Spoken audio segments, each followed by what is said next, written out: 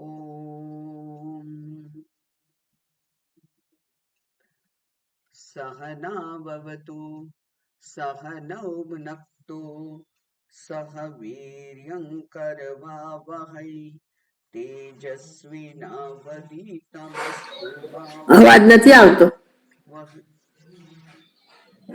ॐ सहनाववतु सहनौ भुनक्तु सह वीर्यङ्करवावहै तेजस्विनावधीतमस्तु मा विद्विषावहै। ॐ शान्ति शान्ति शान्तिः। ॐ नमो भगवते वैवस्वताय मृत्यवे ब्रह्मविद्याचार्याय नचिकेतसे च। ॐ दयाकरं दयाकारं दान्तं धर्मप्रवर्तकं प्रणमामि दयानन्दं मदाचार्यवरं परम्। ॐ शान्ति शान्ति शान्तिः। हरिः ॐ श्रीगुरुभ्यो नमः। हरिः ॐ।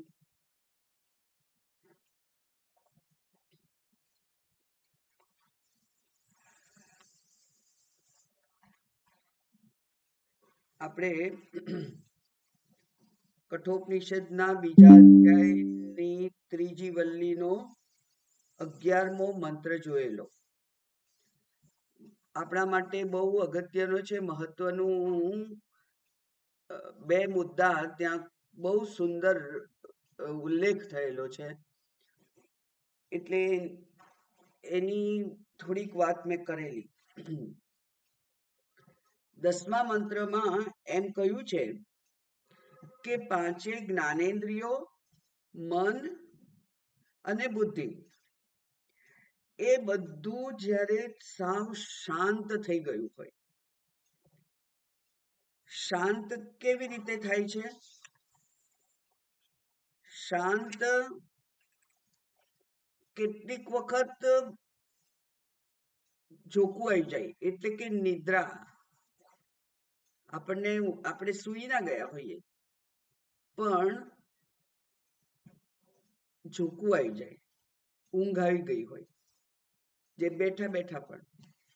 તો એ જે નિદ્રાવસ્થા છે એમાં આ બધું જ શાંત થઈ જાય છે. સુષુપ્તિમાં તો થઈ જ જાય છે. દિવસે પણ આવી રીતે બેધ્યાન થઈ જવાય છે. જ્યારે ધ્યાનમાં બહુ ઊંચી અવસ્થા આવે છે ત્યારે પણ આ ઇન્દ્રિયો, મન, બુદ્ધિ બધું શાંત થઈ જાય છે. એટલે ધ્યાનાવસ્થા હોય કે નિદ્રાવસ્થા હોય, એમાં આ ઇન્દ્રિયો શાંત થઈ જતી હોય છે. પણ એટલા જ માટે અહીંયા ભગવાને કહ્યું કે ક્યારે, તો કે છે કે જે કાળે, એ કાળ કેવો હોય? તો એ કાળ છે જ્ઞાનાવસ્થા છે. એટલે જ્યારે ધ્યાન કે વિચાર, ધ્યાન જે છે આપણું, એ બધી ઇન્દ્રિયોના નિવૃત્ત થઈ ગયા પછી, મન અને બુદ્ધિ પણ શાંત થઈ ગયા પછી એક ધ્યાનની અવસ્થા આવે છે. ધ્યાનની જ્યારે પરાકાષ્ઠા હોય છે ત્યારે આ બધું જ સાવ નિવૃત્ત થઈ ગયેલું હોય છે. એટલે કે અહીંયા વાત કરે છે નિધિધ્યાસનની, કે જે શ્રવણ અને મનન પૂર્વક હોય. એટલે શ્રવણ અને મનન પૂર્વક જ્યારે આત્મવૃત્તિનો પ્રવાહ ચાલવો જોઈએ. કેટલીક વખત ધ્યાન આપણે કરતા શીખતા હોઈએ અને યોગ્ય માર્ગદર્શન ના હોય તો આપણે નિર્વિચારપણું લાવી શકીએ કદાચ, પણ સામાન્ય રીતે ધ્યાનની શરૂઆત કરીએ છીએ જપથી, અથવા ભક્ત હૃદય હોય તો ભગવાનના વિગ્રહનું ધ્યાન કરીએ. એટલે બે વસ્તુ, ઈષ્ટદેવના વિગ્રહનું ધ્યાન હોય અથવા જપ એનું ધ્યાન હોય. પણ આવું જે ધ્યાન છે એ તો માત્ર જે હેતુથી થયું છે એ હેતુસર કરે છે. ભગવાનમાં એકાગ્ર થાય છે બુદ્ધિ, અથવા જપમાં એકાગ્ર થાય છે, પણ એમાં વિચાર નથી હોતો. એટલે વિચાર કેન્દ્રિત જો ધ્યાન ના હોય અથવા નિદ્રાવસ્થા હોય તો અનાત્માનો આત્મા પરનો અધ્યારોપ દૂર થતો નથી. આત્મા ઉપર અનાત્માનો અધ્યારોપ થઈ ગયો છે અજ્ઞાનને કારણે. શું અધ્યારોપ થયો છે? અહમ દેહ, હું આ દેહ છું, અને આ પ્રાણધારી જીવ એ જ મારી અવસ્થા છે. એવું જે આપણી બુદ્ધિ થઈ ગઈ હોય છે એ અનાત્મ બુદ્ધિ છે, અને આત્મા ઉપર અનાત્માનો અધ્યારોપ થઈ ગયો છે. હવે જ્યાં સુધી અધ્યારોપ દૂર ના થાય ત્યાં સુધી આત્માના દર્શન ના થાય. એટલે જ્ઞાન બોધ કરાવનાર વિચારો, ડેલિબરેટ થોટ્સ ઓફ આત્મ સ્વરૂપ, ડેલિબરેટ વિચાર કરીને કે પૂર્ણોહમ, શાંતોહમ, સુખ સ્વરૂપોહમ, એવું જે વિચાર છે તે, એટલે જ્ઞાન બોધ કરાવનારા વિચારો અનાદિકાળથી બુદ્ધિમાં જે ઘર કરી ગયેલો અનાત્મા છે એનો આરોપ છે, એને દૂર કરી અને આત્મ વિષય જ્ઞાન કરાવી શકે. એટલે એમ સમજવાનું કે માત્ર મનની નિવૃત્તિ પૂરતી નથી, પરંતુ યોગ્ય શબ્દો દ્વારા થતું નિધિધ્યાસન એ જ અનાત્મ પદાર્થોનું મિથ્યાત્વ અને આત્માનું સત્યત્વનું પ્રતિષ્ઠા કરાવી શકે. બે વસ્તુ સાથે થવી જોઈએ. અનાત્માનો નિષેધ થવો જોઈએ અને આત્માની પ્રતિષ્ઠા થવી જોઈએ. પ્રતિષ્ઠા ત્યારે થાય છે જ્યારે પુનરાવર્તન કરીએ છીએ, વારંવાર ઘૂંટ્યા કરીએ જ્યારે એકની એક વસ્તુ, ત્યારે એ બુદ્ધિમાં સ્થિર થાય છે. એવી રીતે આ સ્વરૂપ પણ ક્યારે સ્થિર થાય? જ્યારે એનું વારંવાર સ્મરણ કરીએ. અને અજ્ઞાન વશાત બુદ્ધિના અનાત્માના વિચારો તો આવી જવાના છે. એ અનાત્માનો વિચાર આવે એને હડસેલી દેવાનો છે. એને જાગ્રતતા પૂર્વક અનાત્માના વિચારને નો નિષેધ કરી અને આત્મવિચારમાં મનને, બુદ્ધિને સ્થિર કરવાનું જે કામ છે એ નિધિધ્યાસન કરે છે. હવે આ આત્માનો વિચાર આવે ક્યાંથી? એટલે આપણે વારંવાર એનું સ્મરણ કરીએ છીએ કે જ્યાં સુધી ગુરુ અને શાસ્ત્રના સંસ્કાર આ બુદ્ધિ ઉપર ના પડ્યા હોય ત્યાં સુધી આત્માનો વિચાર કરવાનું થતું નથી. એટલે શ્રવણ અને શ્રવણ પછી મનન. કારણ કે શાસ્ત્ર કહે છે, ગુરુ કહે છે, પણ મારું મન તો માનતું નથી. કારણ કે આપણે આપણા અનુભવોને એટલું બધું મહત્વ આપેલું હોય છે કે એ મારો અનુભવ ખોટો હોઈ શકે એવું માનવા આ બુદ્ધિ તૈયાર થતી નથી. એટલે એમાં બે પ્રકારના પ્રતિબંધ હોય છે. એક છે પ્રમાણ અસંભાવના અને બીજી પ્રમેય અસંભાવના. હવે પ્રમાણ અસંભાવના હોય એટલે કે આ જે દેખાતો નથી, કોઈ રીતે અનુભવ થતો નથી, એ બ્રહ્મ છે કે નહીં, એ આત્મા છે કે નહીં, શાસ્ત્ર કહે છે, પણ એનું કોઈ પ્રત્યક્ષ પ્રમાણ નથી, ઇન્દ્રિય પ્રમાણ નથી, કોઈ પ્રમાણ નથી. મારો અનુભવ તો મને અનાત્મામાં જ દોરી જાય છે.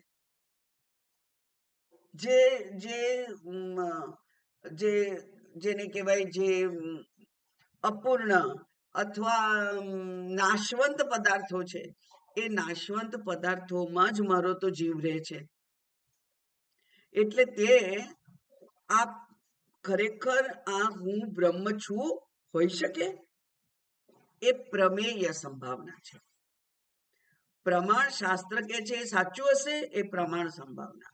શાસ્ત્ર કે છે એ સાચું જ છે, તો પછી શાસ્ત્ર તો કે છે કે તું જ બ્રહ્મ છે, પણ હું તો કઈ એવું હોઈ શકે, તો પ્રમેય સંભાવના. આ બે સંભાવના રહેલી છે, અને એટલે વારંવાર અનાત્માના વિચારો આપણને ઘેરી વળે છે.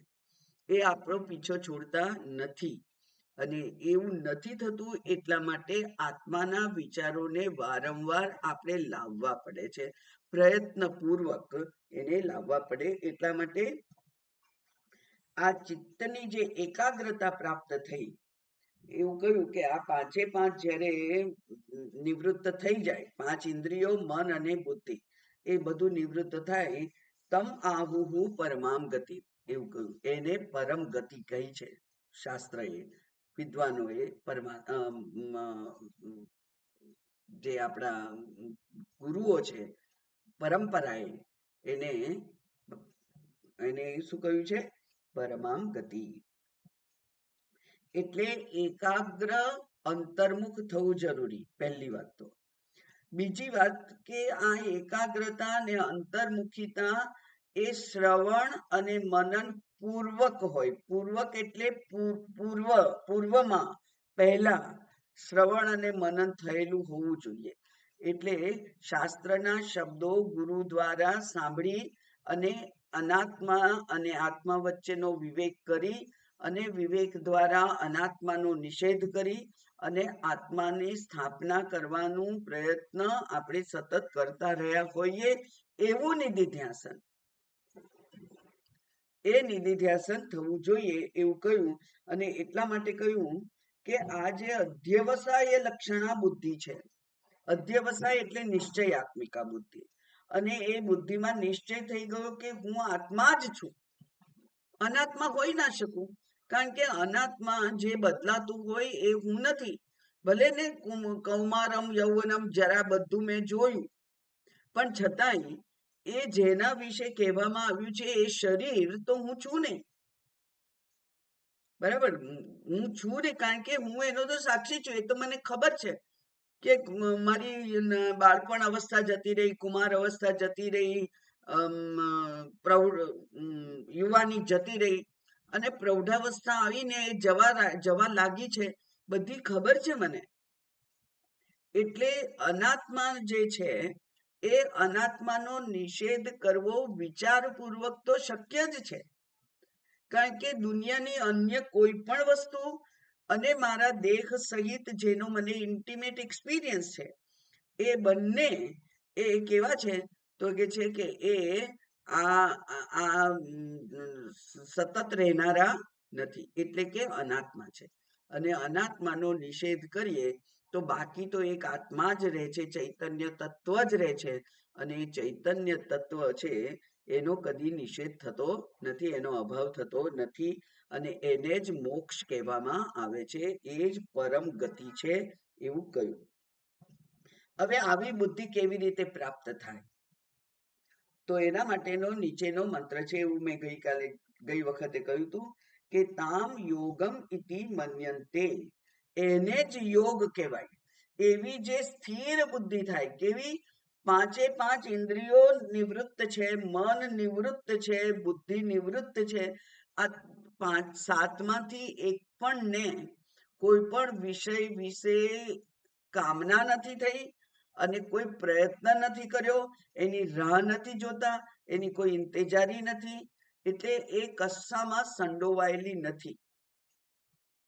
એવી શાંત અવસ્થા જે છે, કારણ કે ભગવાનનું આત્માનું એક નામ શાંત પણ છે ને, શાંતોહમ. પેલા કાશી પંચકમમાં આપણે જોયું હતું કે મનોનિવૃત્તિ પરમોપશાંતિ, મનની નિવૃત્તિ થાય એટલે કે ઇન્દ્રિય સહિત મન બુદ્ધિની જો નિવૃત્તિ થઈ જાય અનાત્મ પદાર્થોમાંથી, તો કઈ સ્થિતિ પ્રાપ્ત થાય છે? પરમ શાંતિ. અને સા કાશિકાહમ, એ જ કાશિકા હું છું. એટલે કાશી જવાનું નથી, આવું મન એ જ કાશી છે, આવું મન એ જ હરિદ્વાર ઋષિકેશ છે, એ જ તીર્થ સ્થાન છે, એ જ ઈશ્વરનું ગર્ભગૃહ છે. પણ આ રહેવું જોઈએ. તો કયું શાંતિ, અને એટલે એને કહ્યું તામ યોગમ ઇતિ મન્યન્તે. અને આ યોગ શબ્દ જો આપણે ભગવદ્ ગીતાનું યાદ ના કરીએ તો બરાબર ના સમજાય. કારણ કે આપણે તો ધ્યાન યોગ, જ્ઞાન યોગ, અષ્ટાંગ યોગ એવા બધા યોગથી પરિચિત છીએ, ભક્તિ યોગ. પણ અહીંયા તો યોગ એટલે શું છે? તો યોગની વ્યાખ્યા કરવી પડે. અને ભગવાને ભગવદ્ ગીતામાં યોગની વ્યાખ્યા કરી છે. એમણે કહ્યું કે દુઃખ સંયોગ વિયોગમ યોગમ ઉચ્યતે સંગીતમ. એની સંજ્ઞા છે, એને નામ યોગ એવું નામ આપ્યું છે. શેને? દુઃખ સંયોગ વિયોગમ. દુઃખનો સંયોગ જે થયેલો છે એનો વિયોગ. દુઃખનો સંયોગ થયેલો છે આપણને, હા, કારણ કે હું અપૂર્ણ છું એવી સતત લાગણી વયા કરે છે, અને એ તો આપણને દોડતા રાખે છે. દોડવામાં કોઈ આનંદ નથી, કોઈને પણ દોડવામાં આનંદ નથી. ઘણા બધા કહેતા હોય છે કે જો આ ભૂખ મટી જાય એવી ગોળી આવતી હોય તો આ બધું આખું રસોડું બંધ કરી દઈએ, કારણ કે સૌથી મોટી જંજાળ એની જ છે. એટલે એવું એ છે નહીં, બરાબર? તો દોડતા રહેવાનું કોઈને ગમતું નથી, કારણ કે દોડમાં એક તો પરિશ્રમ છે અને બીજું અનિશ્ચિતતા છે. શું અનિશ્ચિતતા છે? કે આમાં હું સફળ થઈશ કે નહીં થવું, કેટલી સફળતા મળશે, કેટલા ટકા આનંદ મળશે, કેટલા ટકા મારી ઈચ્છા પૂરી થશે. કારણ કે આપણે તો લેવા ગયા હોઈએ કોહિનૂર હીરો, અને પેલું અમેરિકન ડાયમંડ કહેવાય એવું નાનકડું એક ચળકતું કાચ આપણને મળી જાય તો એમાં આનંદ નથી, કારણ કે આપણે તો જોઈતું હતું કંઈક એવું. આપણે આપણી જાતને સુસ્મિતા સેન ને ઐશ્વર્યા રાય બનાવવી હોય, વિશ્વ સુંદરી, અને ગમે તેટલા પ્રસાધનો વાપરીએ તો થાય નહીં. અને થાય નહીં એટલે માણસ છે ને પછી હોપ છોડી નથી દેતું. એ ખાસ ખાસિયત છે માણસની, કે એને એ આશા છોડી નથી દેતું. એટલે હજુ આ નહીં તો બીજું રસાયણ, આ નહીં તો બીજું રસાયણ, આ નહીં તો બીજું રસાયણ, બધાનો ઉપયોગ કરવું. કદાચ હું સુંદરી થઈ જઉં તો સારું, એવું છે.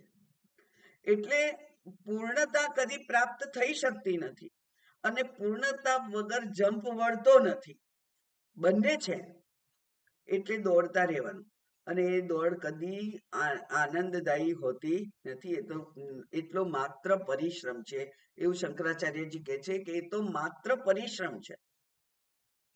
એનાથી જે લાભ મળે છે તે ટૂંકા ગાળાનો હોય છે, અલ્પજીવી હોય છે, દુઃખ મિશ્રિત હોય છે, જતો રહેવા વાળો હોય છે. એવો આનંદ મળે છે.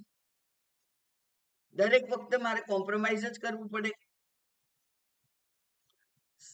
લગ્ન હોય ઘરમાં અને સાડીઓ લેવા જઈએ તો સાડી તો લાખ, 2 લાખ, 5 લાખની એ મળતી હશે એવું મેં સાંભળ્યું છે. પણ આપણે તો આપણી બજેટ કેટલું છે એ આપણા બજેટમાં લેવાની છે. એટલે તમારે દરેક જ વખતે કોમ્પ્રોમાઇઝ કરવું જ પડતું હોય છે. એ કોમ્પ્રોમાઇઝ આનંદ નથી આપતું, એ આનંદ આભાસ છે. તમે તમારા મનને મનાઈ લો છો થોડીક વાર માટે, અને પછી એના વચથી ચલાવી લો છો. બાકી એના કરતા ચડિયાતું, એના કરતા ચડિયાતું, એના કરતા ચડિયાતું, એના કરતા ચડિયાતું તમને કોઈ આપે તો તમે ખુશ થાવ જ છો. આ એક આપણો સ્વભાવ છે. અને એટલે અહીંયા કહ્યું કે દુઃખ સંયોગ, કોઈ પણ વસ્તુ પ્રાપ્ત થાય તો પણ સુખ નથી, અલ્પજીવી સુખ છે ખાલી, અથવા સુખાભાસ છે, અને એટલે એ દુઃખ જ છે. એ દુઃખનો વિયોગ થઈ જાય એ દુઃખ ના રહે, દુઃખનો વિયોગ થઈ જાય, એ સ્થિતિને યોગ કહે છે. અને સીધી લીટીથી સમજીએ તો યુજ ધાતુ જોડવા માટે છે, એટલે કે ઈશ્વર સાથેનું જોડાણ જો થઈ જાય તો દુઃખનો વિયોગ થઈ જ જાય છે. એને યોગ કહેવાય છે.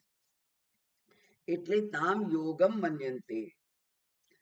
શેને તામ એટલે શું? ઉપર કહ્યું, પણ તોય અહીંયા ફરી કહ્યું, સ્થિરમ ઇન્દ્રિય ધારણા. સમગ્ર સૂક્ષ્મ શરીર એ સ્થિર થઈ ગયું હોય, શાંત થઈ ગયું હોય, ચૂપ નહીં. ચૂપ થઈ જઈએ તો ભયના કારણે ચૂપ થઈ જઈએ છે. ચૂપ થઈ જઈએ આપણી પોતાનું અસામર્થ્ય નો સ્વીકાર કરીને ચૂપ થઈ જઈએ છીએ. આપણે હમણાં જ મેં વર્ણન કર્યું એવું. એ આપણા સામર્થ્યને ધ્યાનમાં રાખીને પછી આપણે સંતુષ્ટ થઈએ, એ સંતોષ નથી, એ તો કોમ્પ્રોમાઇઝ છે, તત્કાલીન સંતોષ છે. પાછું એ જે ઓરિજિનલ છે એ તો ઊભું થવાનું છે. એટલે કે છે સ્થિરમ ઇન્દ્રિય ધારણા યોગમ ઇતિ મન્યંતે. બરાબર. હવે કોઈક અનુગ્રહથી, ઈશ્વર અનુગ્રહથી, ગુરુ અનુગ્રહથી, શાસ્ત્ર અનુગ્રહથી અથવા આત્મા અનુગ્રહથી સતત નિષ્ઠાવાન પ્રયત્નોથી જો તમને પ્રાપ્ત થઈ ગયું તો એનો સદુપયોગ કરવાનો.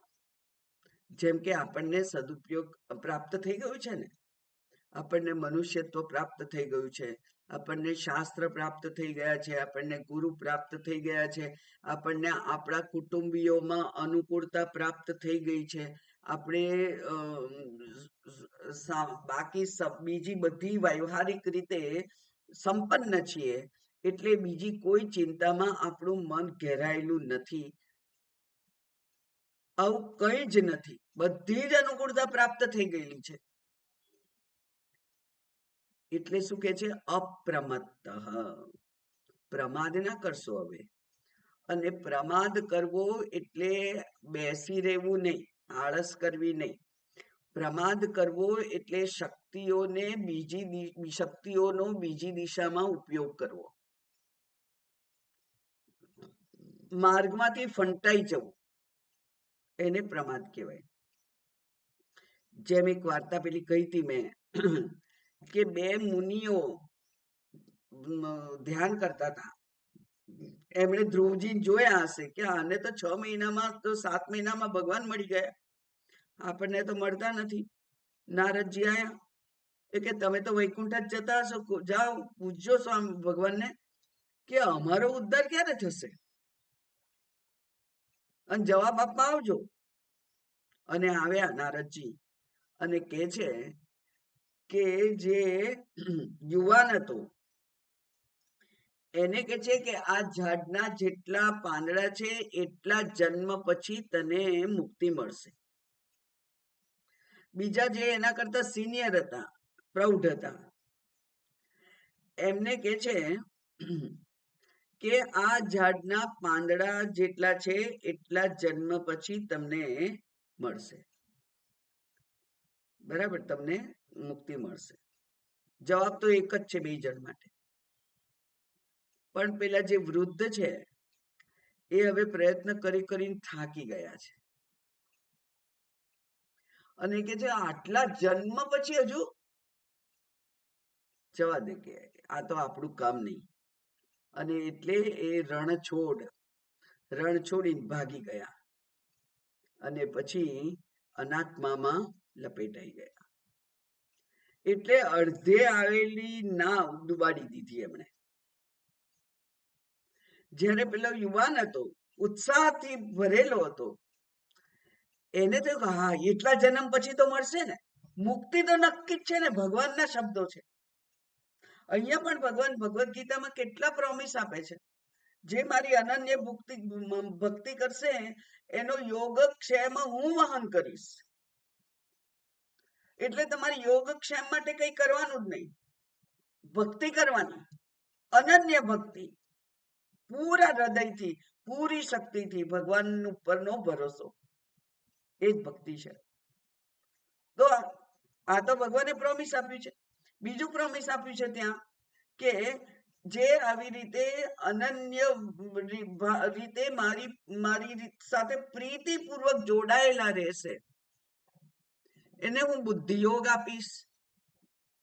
બુદ્ધિ યોગમ તદ્દદામી તમ યો પ્રીતિપૂર્વકમ અનન્ય રીતે મારી જોડે જોડાયેલા રહેશે તેમને. આપણે ભગવાન સાથે જોડાયેલા રહેવાનું છે. અને ભગવાન એટલે એક ઈશ્વરીય સત્તા જે આ સમગ્ર તંત્રનો શાસક છે. એના ઉપર પૂર્ણ વિશ્વાસ, એને જ શરણાગત, એ જ ભક્તિ છે. તો એ પ્રમાણે શું કહ્યું કે હા, આપણે વાત કરતા હતા કે પ્રમાદ એટલે જે ધ્યેય છે એને વળગી રહેવાનું.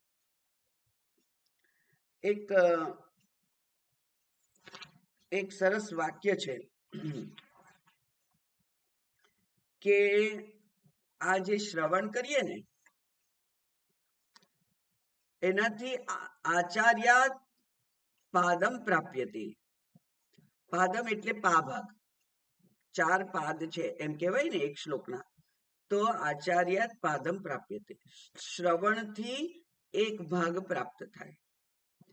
પછી એ જે એના મનનાત બીજું પાદ, મનનથી બીજું ભાગ પ્રાપ્ત થાય. સબ્રહ્મચારીભ્યો પાદમ, અને પછી ચર્ચા કરવાથી બીજું પ્રાપ્ત થાય પાભાગ, એ ચર્ચા કરવાથી. કોની સાથે? સાથે ભણતા લોકોની સાથે ચર્ચા કરવાથી. કેવી રીતે છે? તો એવું કે છે તત્કથનમ તત્શ્રવણમ તત્કથનમ તદ અન્યોન્ય પ્રબોધનમ, તદ અન્યોન્ય પ્રબોધનમ. એનું જ શ્રવણ કરવાનું, એનું જ મનન કરવાનું, એની જ વાતો કરવાની. વાતો બીજી કોઈ હોય જ નહીં, આની જ વાતો હોય. તો આ જે કરવાથી પછી શું છે કે જે પાદક કાલક ક્રમિત, અને બાકીનો જે બીજો છેલ્લો ભાગ રહ્યો એ તો કાલક ક્રમિત, એટલે એમાં ઉતાવળ ના હોય. ભગવાને કહ્યું કે આટલા વૃક્ષના પાંદડા જેટલા જન્મ પછી તો આપણે રાહ જોવાની. ભગવાને કહ્યું છે એટલે થવાનું જ છે, તો રાહ જોવાની. એટલે કાળ પણ એમાં ભાગ ભજવે છે. મંત્ર, ઉપનિષદના મંત્રનો આધાર લઈને આ સમજવા પ્રયત્ન કરીએ તો ત્યાં પણ કહ્યું છે કે યમે વૈશ વૃણતે તે ન લભ્ય, જે મારું વરણ કરે છે એને આ મળે છે. અને એ મળે છે કેવી રીતે? તો કે છે તસ્ય વિવૃણતે તનુમ સ્વામ. તસ્ય, જે મારું વરણ કરે છે એના માટે એનું વરણ કરી અને હું મારા સ્વરૂપને ઉદ્ઘાટિત કરું છું. ભગવાન કે છે હું મારા સ્વરૂપને ઉદ્ઘાટિત કરું છું. એટલે એ ભગવાનના સ્વરૂપને જાણવાનું સીધું સામર્થ્ય આપણી પાસે નથી. આપણે માત્ર પ્રયત્ન કરવાનો છે. જેમ કે ઇવન વ્યવહારમાં આપણે માત્ર કર્મણ્યેવાધિકાર હસ્તે, કર્મ કરવાનું છે. ફળનો અધિકાર તો આપણો છે નહીં, એટલે કે ફળ ઉપર આપણું નિયંત્રણ છે નહીં. એ ઈશ્વરે પોતાના હાથમાં રાખેલું છે. એ જ વાત અહીંયા કહી છે એ મંત્રમાં કે તેન લભ્ય તસ્યૈષ આત્મા વિવૃણતે, એને જ આ આત્મા એનું વરણ કરે. અને પછી તનુ સ્વામ, પોતાના તનનું એટલે કે પોતાના સ્વરૂપનું ઉદ્ઘાટિત કરે. તો સમય પણ આમાં જરૂરી છે. એટલે અપ્રમત્ત તદા ભવતી. અને બીજું શું? અપ્રમત્ત કેમ રહેવાનું?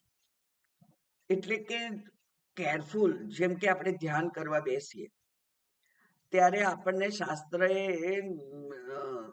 પેલા લાલ બત્તીઓ બતાવેલી છે કે 3 પ્રકારના અવરોધ આવે. એમાં શું અવરોધ આવે?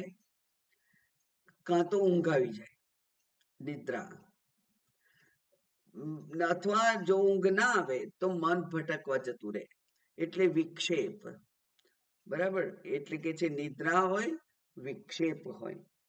અને ત્રીજું જે છે, એ ત્રીજું જે અંતરાય છે, એમાં અનાત્માના વિચારો આપણા ઉપર આવી જાય, એટલે એને કે છે કષાય અવસ્થા. એને કહેવાય છે કષાય.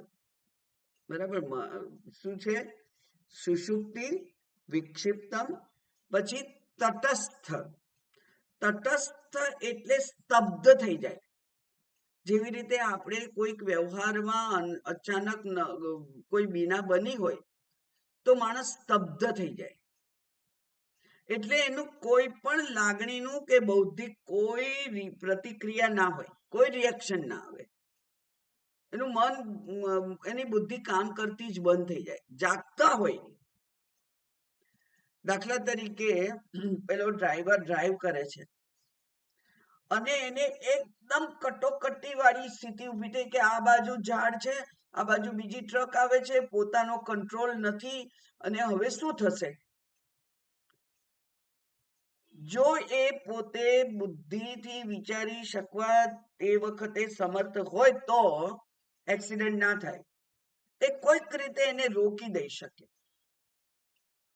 પણ ત્યારે એ સ્તબ્ધ થઈ ગયો હોય છે. એની બુદ્ધિ એને નિર્ણય લેવામાં મદદ નથી કરતી, અને એટલે જે કંઈ નિર્ણય લેવાય છે, જે ક્રિયા થાય છે, એ અકસ્માતમાં પરિણમે છે. અકસ્માત શબ્દનું વ્યુત્પત્તિ ખબર હોય તો તમને આ ઇન્ટરેસ્ટિંગ છે. કસ્માત એટલે કેવી રીતે. કસ્માત શબ્દનો અર્થ થાય કેવી રીતે, અને અકસ્માત આ કેવી રીતે થયું, એનો જેની પાસે જવાબ નથી એને અકસ્માત કહેવાય. આ કે તમે આવું કેવી રીતે કર્યું? કોઈને ડ્રાઇવિંગ ના આવડતું હોય એ આવી ભૂલ ના કરે, પણ તમે કરી, કારણ કે ત્યારે બુદ્ધિ કામ કરતી નહોતી.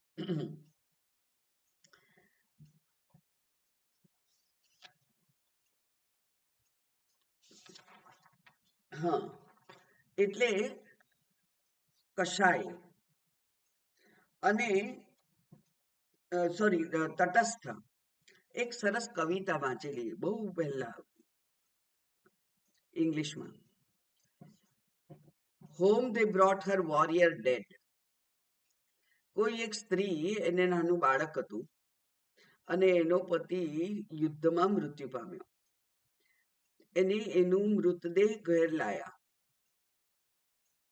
હવે એ જમાનામાં તો આટલી બધી પહેલા સમાચાર મળે ને એવી બધી વ્યવસ્થા નહીં હોય.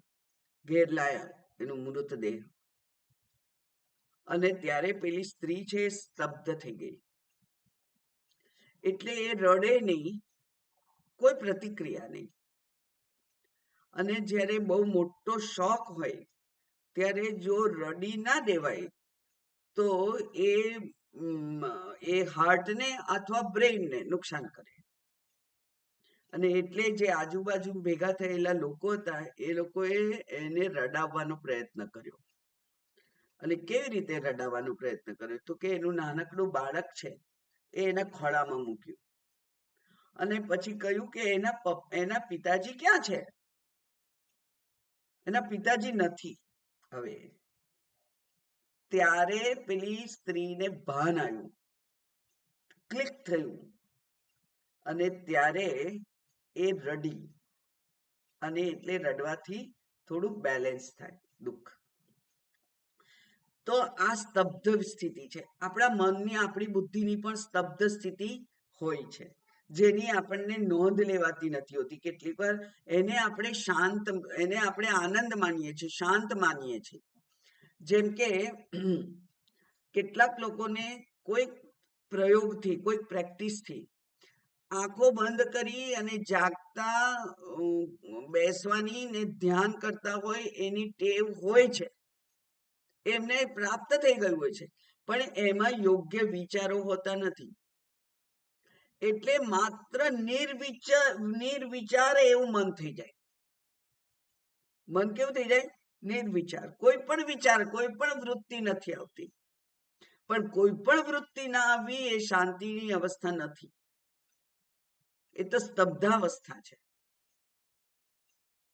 અને છેલ્લે છે કે કષાય અવસ્થા. અને કષાયમાં રાગાદી કષાયાણામ અવસ્થા. રાગ વગેરે એટલે કે અનાત્માના પદાર્થોનું યાદ આવવું, અને પછી કષાય એટલે કે જે અશુદ્ધિ ઉત્પન્ન થાય મનમાં, એને કષાય કહેવામાં આવે છે. રાગ દ્વેષને જ કષાય કહેવાય છે. એટલે મન આવા 4 પ્રકારના જુદા જુદા સ્થિતિમાંથી હોઈ શકે. એને આટલા 4 પ્રતિબંધ છે, અંતરાય છે ધ્યાનમાં. એ બધાનું ધ્યાન રાખવું જોઈએ. એટલે ધ્યાન શીખવાડે ને એ પહેલા આ બધાથી આપણને ચેતવે કે જુઓ, તમને ઊંઘ ના આવી જાય. મને તો બહુ શરૂઆતમાં આવી જતી હતી. ઊંઘ આવી જાય અને પછી એ અડધો કલાક થઈ જાય એટલે આપણને થાય કે હા, ફ્રેશ થઈ ગયા, આનંદ થઈ ગયો. પણ સરસ ઊંઘ થઈ ગઈ હોય એટલે આનંદ જ થઈ જાય ને. કારણ કે 5, 4:30, 5 વાગે ઉઠી અને દોડ પરવારી અને પછી મંદિરમાં જઈ પૂજા પૂરી થઈ જાય. મંદિરમાં બરાબર બધું ચેન્ટિંગ બધું કર્યું હોય અને બધું પછી પતી જાય, પ્રદક્ષિણા કરીએ અને પછી આયા હોઈએ ધ્યાન ખંડમાં. અને પછી ધ્યાન કરવાનું હોય. શરીર થાકેલું હોય, સરસ સવારને ઠંડી હોય, નહાયેલું હોય એટલે શરીર પણ ઠંડુ હોય અને ઊંઘ આવી જાય. શાંતિ હોય, અંધારું હોય, બધી જ પરિસ્થિતિ ગોઠવાયેલી હોય ઊંઘ માટે. અને આપણને થાય હા, સરસ ધ્યાન થયું. પછી ધીમે ધીમે ખબર પડવા માંડી કે આ જે શબ્દો એ બોલ્યા અડધો કલાક દરમિયાન, એ મને યાદ આવે છે? નથી આવતા ને? તો એનો અર્થ કે ઊંઘ આવી ગયેલી.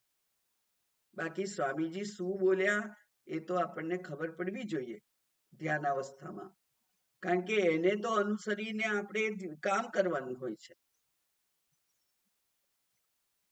એનાથી સાવચેત રહેવાનું છે. તો આ જે યોગ થયો છે, શરીર મન ઇન્દ્રિયો મન બુદ્ધિ બધું શાંત છે, બધું જ અનાત્મ પદાર્થોથી નિવૃત્ત થયેલું છે અને આત્મ પદાર્થમાં સંયુક્ત થયેલું છે. એવી જો સ્થિતિ ઊભી થાય તો એનો મોટો લાભ લેવો જોઈએ. એના માટે પછી પ્રમાદ કરવો જોઈએ નહીં.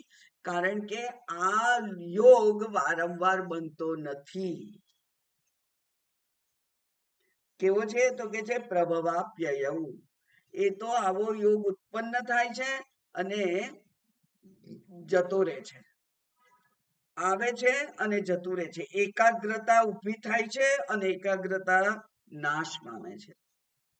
એટલે જ્યારે એકાગ્રતા પ્રાપ્ત થઈ છે ત્યારે અપ્રમાદપણે એનો લાભ લેવાનો પ્રયત્ન કરવો જોઈએ.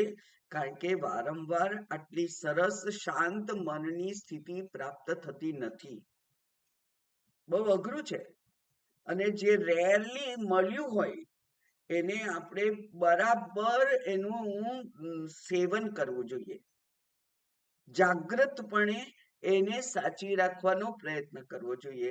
એટલે મેં ઉદાહરણ આપેલું કે પ્રાતઃ સ્મરામિ હૃદિ સંસ્ફુરદાત્મ તત્વ. સવારના પહોરમાં ઉઠી અને આ જગત જોડે જોડાઈ નહીં જવાનું. એટલે થોડા વહેલા ઉઠવાની ટેવ પાડવાની. ઉઠીને એટલે કે જાગીને જોઉં તો જગત દિશે નહીં. એટલે જ્યારે જગત નથી દેખાતું છતાંય જાગેલા છીએ, તો એ જે ક્ષણ છે પહેલી, જેમાં માત્ર હું છું એટલું જ ભાન છે. માત્ર પોતાના અસ્તિત્વનું જ ભાન છે. પછી હું માં છું, હું સ્ત્રી છું, હું મારે રસોઈ બનાવવાની છે, એ ઉપાધિઓ બધી પછી જોડાય. પહેલા હું છું, અને એ હું છું ની સ્થિતિ છે એ જેટલી ક્ષણ લંબાવાય એટલી લંબાવી. જગતમાં કશું અશક્ય નથી. પ્રયત્નથી બધું સાધ્ય છે. એટલે જાગૃતિ પૂર્વક અને નિશ્ચય પૂર્વક એ સ્થિતિને માં લાંબો સમય રહેવાનો પ્રયત્ન કરવો. સૂતેલી જ એટલે કે શરીર પથારીમાં આડું પડેલું જ હોય, માત્ર નિદ્રા દેવી જતા રહ્યા હોય ત્યારે ઊંઘ નથી, પણ તમને ભાન છે, અને એ ભાન એ માત્ર અસ્તિત્વનું ભાન છે. એ અસ્તિત્વનું ભાન એ જ મારું સ્વરૂપ છે. એટલે ઉપાધિઓને બાદ કરીએ તો આ સ્વરૂપ પ્રાપ્ત થાય છે. અને આવો યોગ બહુ વાર વારંવાર આવતો નથી, એટલા માટે આવવા અને જવા વાળો છે. એટલે જ્યારે આવ્યો હોય ત્યારે અપ્રમત્તપણે એને આપણે સાચવી અને એનો સદુપયોગ આપણા પોતાની ઉન્નતિમાં થાય એવું કરવું જોઈએ. એટલે આ નીચે અન્વય વાંચીએ તો જુઓ, સ્થિરામ ઇન્દ્રિય ધારણામ તામ યોગમ ઇતિ મન્યતે. ઇન્દ્રિયો સ્થિર એટલે કે આ સાતેય વસ્તુ સ્થિર થવી એ જ અત્યંત દુર્લભ છે. તો એને યોગ કહેવાય. એટલે એ જ સુખની પળ છે. તદા અપ્રમત્ત ભવતી. જો એવું થાય તો એનો અપ્રમત્ત થઈ અને ઉપયોગ કરવો, સદુપયોગ કરવો. પ્રમાદ ત્યારે કરવો નહીં કે હમણાં જરા ભોગવી લઉં, બહુ જ ભૂખ લાગી છે, ખાઈ લઉં, પછી વિચાર કરીશ, તો વિચાર જતો રહે. એટલે અપ્રમત્ત ભવતી. અને આ અપ્રમત્ત કેમ થવાનું? તો કે છે યોગો હિ પ્રભવાપ્યયૌ. યોગ તો આવવા અને જવા વાળો છે, ક્ષણિક છે. આ જે ક્ષણ છે એ ક્ષણનો હું સદુપયોગ કરી લઉં. અને નીચે જે ડાર્ક અક્ષરમાં લખેલું છે તે મિથ્યાત્વમ એવ અનાત્મનઃ યથાર્થ ભાવઃ ઇતિ ભાષ્યમ. ભાષ્યમાં શું છે તો કે છે કે અનાત્માનું મિથ્યાત્વ એ જ યથાર્થ ભાવ છે. એ ભાવ જ આપણા બુદ્ધિમાં સતત રહેવો જોઈએ કે અનાત્મા એ મિથ્યા છે.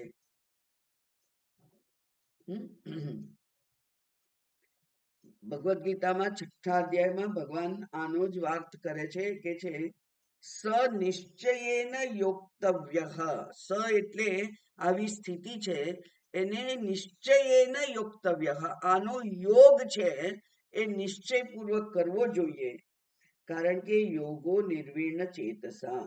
એ યોગનું નિશ્ચયપૂર્વક અને નિર્વિણ એટલે કે ખેદ રહિત નિશ્ચિતથી અનુસંધાન કરવું જોઈએ. આવી સ્થિતિ પ્રાપ્ત થાય, કારણ કે અર્જુને તો ફરિયાદ કરેલી ભગવાનને કે મન તો એકાગ્ર થાય જ કેવી રીતે? એ તો વાયુ રીવ દુર્નિગ્રહ. એ તો વાયુ જેવું છે, એનો નિગ્રહ તો થાય નહીં, એને પકડી રખાય નહીં, એને મુઠ્ઠી વાળી દેવાય નહીં. વાયુને જે મુઠ્ઠીમાં બંધ ના કરાય એમ મનને પણ મુઠ્ઠીમાં બંધ નથી કરાતું. એટલું બધું ચંચળ છે એ તો. ભગવાન કે છે અભ્યાસેન તુ વૈરાગ્યેણ ગૃહ્યતે. અભ્યાસેન તુ કૌંતેય વૈરાગ્યેણ ચ ગૃહ્યતે. અભ્યાસ અને વૈરાગ્યથી એ મનને કાબુમાં લઈ શકાય એમ છે. એટલે મનની નિવૃત્તિ જ પૂરતી નથી, પણ યોગ્ય શબ્દો દ્વારા થતું નિધિશ્યાસન જ અનાત્મ પદાર્થોનું મિથ્યાત્વ અને આત્માનું સત્યત્વ પ્રતિષ્ઠિત કરી શકે. માટે શ્રવણ મનન પૂર્વક, પહેલા શ્રવણ અને મનન કરેલું હોવું જોઈએ.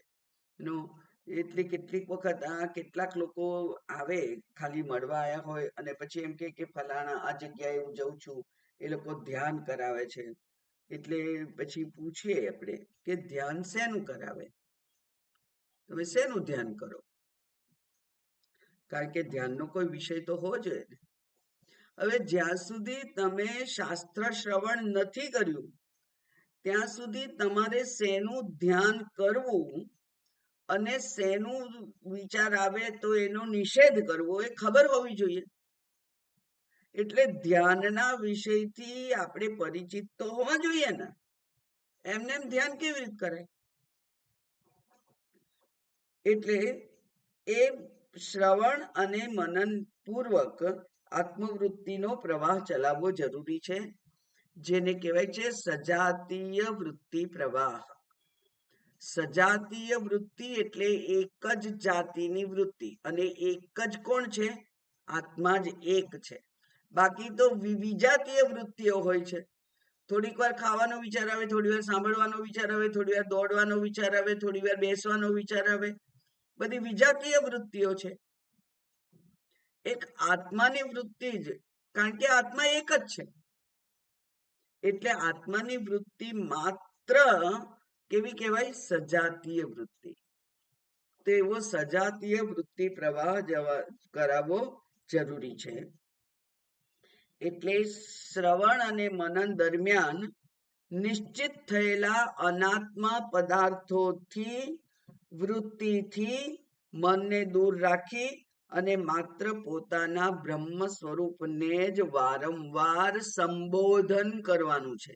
સંબોધન કરવાનું, એને બોલાવાનું છે કે તું કોણ છે? એ છે પૂર્ણોહમ, શાંતોહમ, સુખ સ્વરૂપોહમ, નિત્યોહમ, અવિનાશીહમ. બધા જુદા જુદા શબ્દો છે. જે શબ્દ આપણને વધારે શાંતિ આપે એવો લાગે એ શબ્દનો ઉપયોગ કરવો. અને જો આપણે આપણા મનને વાંચ્યું હોય જરા વિચારપૂર્વક, તો આપણને ખબર પણ હોય કે મન વારંવાર જતું રહે છે. એ ક્યાં જતું રહે છે? એ દીકરાના કે પૌત્રના વિચારોમાં, કે ધનમાં, કે ઘરના રાચરચીલામાં, કે પછી સંબંધો જે છે, આપણા કુટુંબીઓ છે, એ કુટુંબીઓના વિચારો આવે છે. વિચારો સૌથી વધારે કયા આવે છે? એની પહેલા તો આપણે તપાસ કરવી પડે. રોગ હોય એ પ્રમાણેની ગોળી લેવી જોઈએ ને. એટલે જો બહુ સંબંધીઓના, પુત્રના, પુત્રીના, બાળકોના વિચારો આવતા હોય તો અસંગોહમ એમ કહો. એટલે મારો કોઈની સાથે સંગ જ નથી. તો મારે એમનું જે થવાનું હોય તે થાય, એ જ્યાં છે ત્યાં બરાબર છે. અસંગોહમ એનો અર્થ એવો નથી કે નિર્દય થઈ જઈએ છીએ આપણે. કારણ કે આમ તો જો તમે બહુ જ શાસ્ત્રીય રીતે વિચાર કરો તો કોઈ પણ થવા કાળ છે એને તમે રોકી શકતા નથી. થવાનું જ છે. એટલે ચિંતા કરવાનો અર્થ નથી. એવું જ્યારે નક્કી કરો ત્યારે અસંગોહમ, પૂર્ણોહમ, શાંત સ્વરૂપોહમ, સુખ સ્વરૂપોહમ, એમ જુદા જુદા જુદા શબ્દોથી. એટલે શંકરાચાર્યજીએ કહ્યું કે નિધિધ્યાસનથી શું થાય? તો કે છે જીવ ભાવ ક્ષીણ થાય, ક્ષીણ થતો જાય ધીરે ધીરે. નિધિધ્યાસનથી શરીર ભાવ, જીવ ભાવ ક્ષીણ થાય. એટલે બ્રહ્મ સત્યમ જગન મિથ્યા જીવો બ્રહ્મૈવ ના પરહ, એમ 3 પદ છે. પહેલું કે છે કે બ્રહ્મ સત્યમ એટલે અહમ સત્યમ, બરાબર, અહમ સત્યમ, બ્રહ્મ સત્યમ, કાં તો એનું નિધિધ્યાસન કરો, અથવા બહુ જો અનાત્માના વિચારો આવતા હોય તો જગત મિથ્યા વિચારો આવવા દો અને તો મિથ્યા છે, વિચારો આવવા દો એ તો મિથ્યા છે, મિથ્યા છે, મિથ્યા છે કરી મારા કામનું નથી, મારા કામનું નથી એમ કરી અને એને હટાવો. જો મારા કામનું કશું ના રહે, કારણ કે વૈરાગ્ય તો જરૂરી છે જ, એટલે મારા કામનું જો કંઈ ના રહે તો પછી આ મન છે એમાં પ્રવૃત્ત થતું નથી, એટલે જગન મિથ્યા.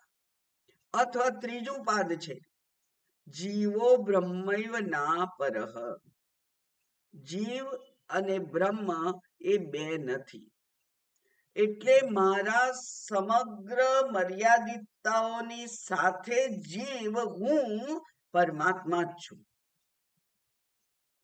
મર્યાદાઓ તો મારી ઉપાધિની છે.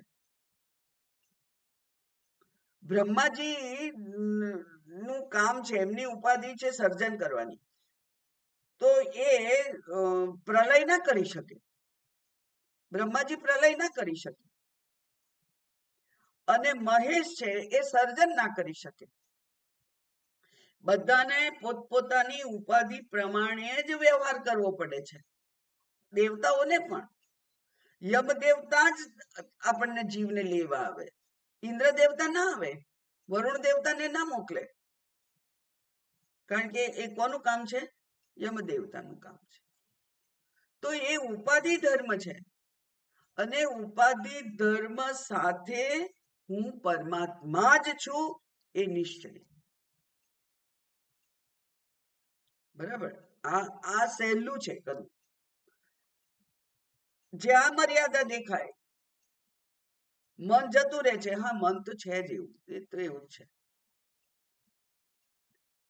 એનાથી હું બ્રહ્મ છું એમાં ફેર પડતો નથી, હું તો બ્રહ્મ છું જ.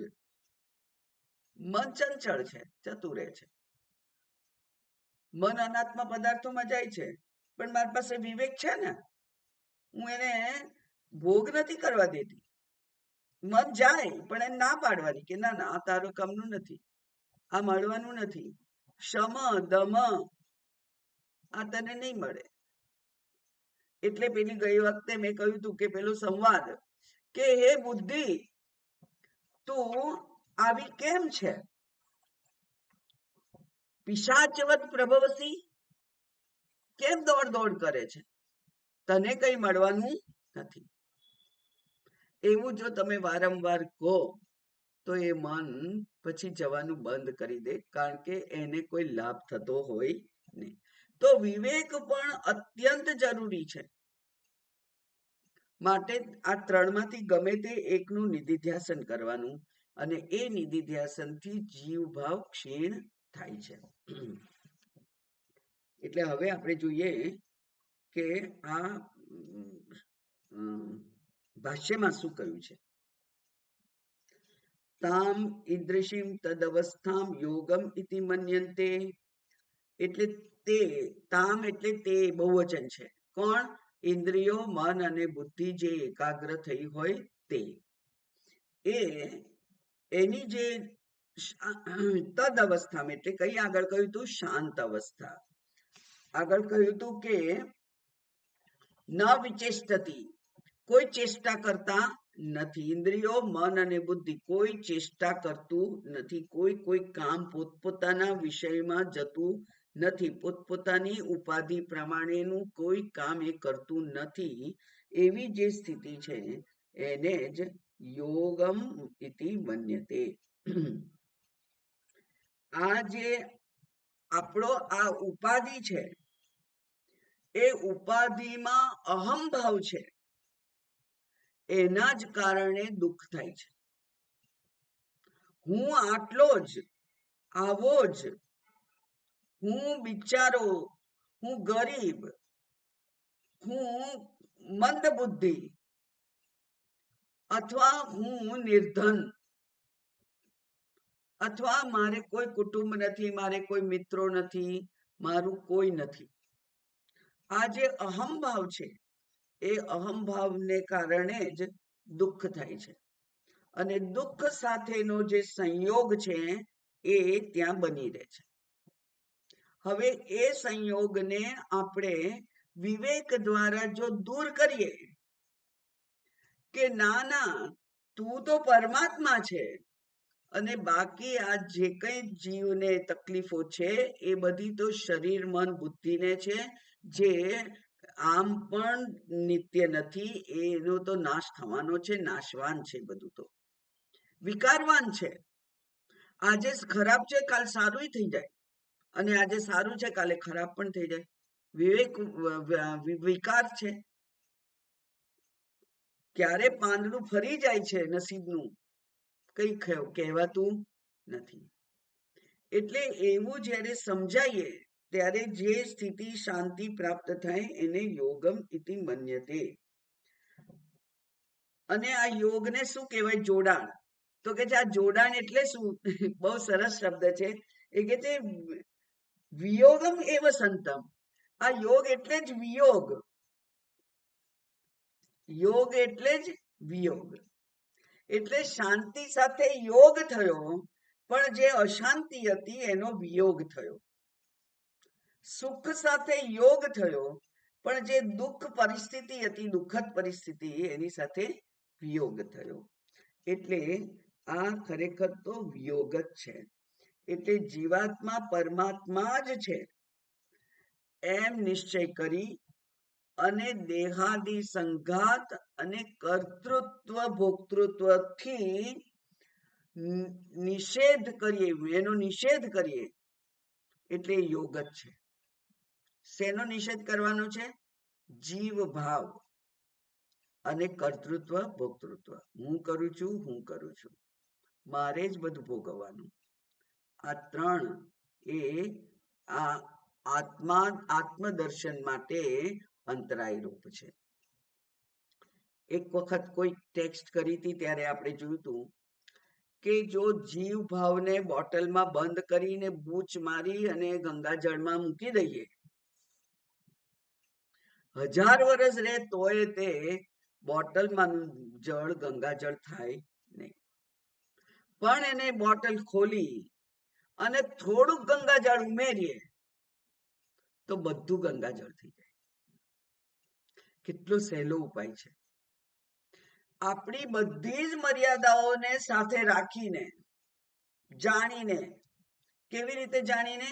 અનાત્મા છે એમ જાણી, અને બધી મર્યાદાઓને થી આપણે સભાન હોઈએ તો પણ અહમ આત્મા પરમાત્મા, અહમ બ્રહ્મ, એ જે વિચાર છે એ આખા જીવ ભાવનું પરિવર્તન કરી દે. એ થોડોક પરમાત્મા ભાવ છે એ આ સમગ્ર જીવ ભાવને પરમાત્મા કરી દે. એટલે એ જ વિભૂતિ છે ને. વિભૂતિ યોગમાં શું કહ્યું ભગવાને? કે માણસની પોતાની બુદ્ધિ, પોતાનું બળ, પોતાનું તેજ, પોતાની શક્તિઓ, પોતાની મર્યાદાઓ બધી ઈશ્વરની અભિવ્યક્તિ છે. ત્યાં ઈશ્વર દર્શન છે. અને જો એ ઈશ્વર દર્શન છે તો આ ઈશ્વરનો નિષેધ થાય નહીં. એને ઈશ્વર તરીકે સ્વીકારી અને છતાંય માનવું કે ઈશ્વરત્વ એમાં છે, ઉપાધિ સહિતનું. કારણ કે ઉપાધિથી મુક્તિ નથી. ઉપાધિથી મુક્તિ નથી, કારણ કે ઉપાધિ તો પ્રારબ્ધ સાથે જોડાયેલી છે. તો ઉપાધિની મર્યાદાઓ સહિત પરમાત્માનું આરોપણ કરવું એના ઉપર, એ જ ખરેખર તો સાધના છે. અને પછી એ આરોપણ કરી અને તે ત્યાં સ્થિર થાય તો ધીમે ધીમે જીવ ભાવ ક્ષીણ થઈ જાય અને પરમાત્મા ભાવ સતત રહે. એને જ યોગ કહેવામાં આવે છે. એટલા માટે ત્યાર પછીનું વાક્ય છે એ વાંચી લઈએ. એમાં કે છે સર્વ અનર્થ સંયોગ વિયોગ લક્ષણા હિ. બધા જ અનર્થ અનર્થ એટલે શું છે? તો કે છે સંસાર અંતર્ગત સર્વ અનાત્મ આકર્ષણો એ અનર્થ છે. અનર્થ શું છે? અનર્થ એટલે કે અણગમતું, અણજોઈતું. તો અણજોઈતું શું છે? સંસાર વિશેના સર્વ અનાત્મા પદાર્થોના વિચારો એ અનર્થ છે. અને એનો સંયોગ થયેલો છે અજ્ઞાનને કારણે, અનાદિકાળથી. એની સાથેનો વિયોગ, સાથેનો વિયોગ લક્ષણા ઇયમ અવસ્થા યોગિનઃ. યોગીની આ અવસ્થા છે એને જ વિયોગ રૂપ યોગ કહેવામાં આવે છે. બાકીનું આવતીકાલે જોઈશું. ઓમ પૂર્ણમદ પૂર્ણમિદમ પૂર્ણાત પૂર્ણમુદચ્યતે પૂર્ણસ્ય પૂર્ણમાદાય પૂર્ણમેવાવશિષ્યતે. ઓમ શાંતિ શાંતિ શાંતિ. હરિ ઓમ શ્રી ગુરુભ્યો નમઃ. હરિ ઓમ.